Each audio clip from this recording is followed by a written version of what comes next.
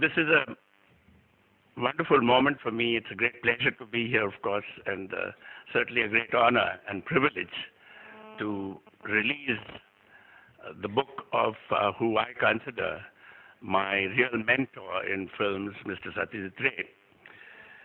Although it was never formal, but the fact is that I learned more about cinema from him than anybody else. What I would like to do actually is, instead of delivering a kind of long, very formal kind of talk, I would like to make several kinds of statements and take my own positions, not only regarding the cinema, but also about how films have been functioning in our country, and then certainly what is happening on the contemporary scene, particularly in terms of the vanguard of filmmaking in our country. Let me just start off. Recently I came across a very interesting quotation of Herbert Simon. He was a Nobel Prize winner in economics. I don't remember which year, but he said something quite interesting.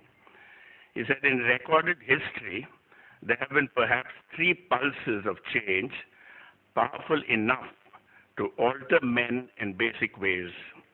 First, of course, was the introduction of agriculture. Then the second one was with the Industrial Revolution. And the third, of course, was the revolution in information processing, which is the present. Now, the reason why I'm talking about this is because you see how changes have occurred, particularly in terms of culture and arts, because these are areas that don't change as quickly as changes in science.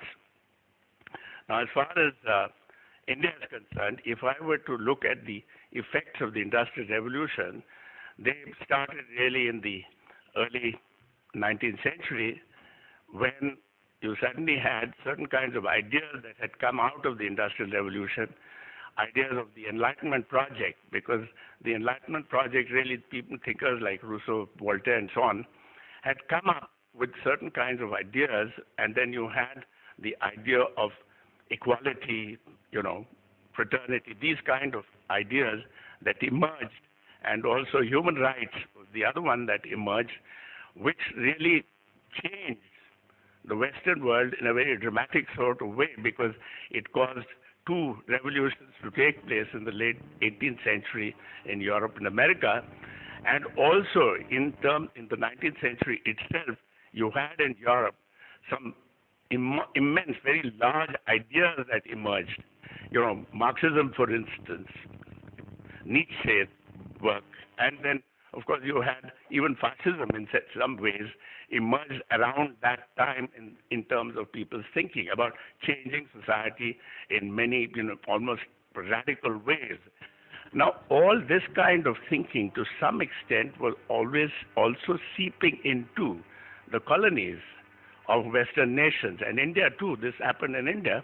And then you had, for instance, I think the first impact of it took place in Bengal, with what one today refers to as the Bengal Renaissance, because without what was happening in Europe was not felt in India, there would have been no Bengal Renaissance. And the Bengal Renaissance itself, the emergence of the Bengal Renaissance actually brought in a great number of social thinkers. You had the Ramon Roy and so on. But eventually it led to one, in the arts, it led to what I consider the first Renaissance person in Bengali culture, that was Rabindranath Tagore.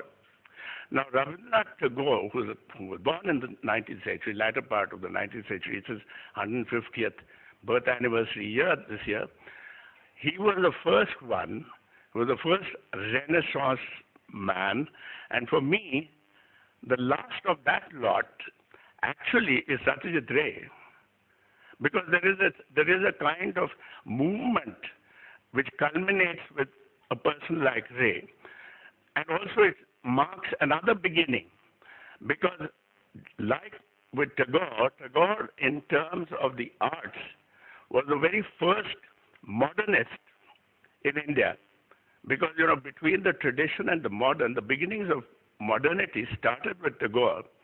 In the cinema, the beginnings of modernity started with Satyajit Ray.